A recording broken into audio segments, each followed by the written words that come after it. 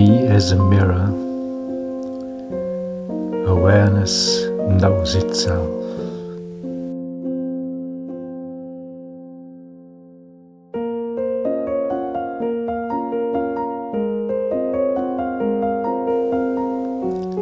It knows itself as the primordial ground of being, empty by nature, infinite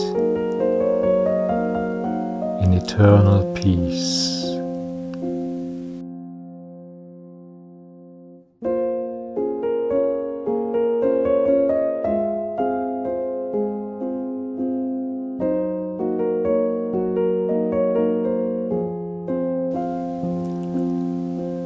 The Logos rests in it,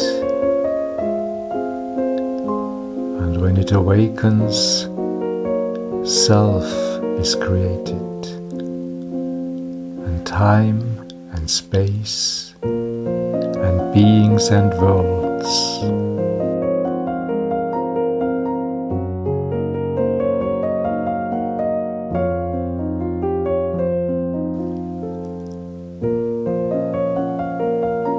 Consciousness lives itself in countless variety,